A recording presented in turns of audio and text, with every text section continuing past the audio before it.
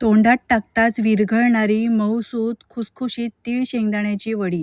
या संक्रांतीला तुम्हाला काही वेगळं बनवायचं असेल तर या पद्धतीने अशी ही खुसखुशीत वडी एकदा बनवून बघा. 1 वाटी तीळ चांगले भाजून घ्यायचे, यानंतर काढायचे.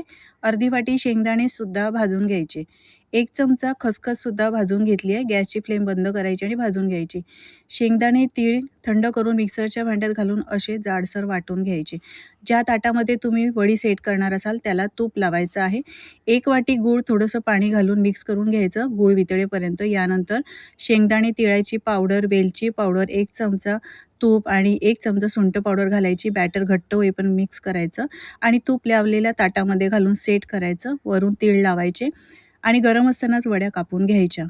15 ते 20 मिनिटासाठी रूम टेम्परेचरवर थंड करून घ्यायच्या. मस्त खुसखुशीत अशा वड्या तयार झाल्या आहेत. तुम्ही सुद्धा करून बघा आणि कशा झाल्या होत्या कमेंट करून मला नक्की सांगा.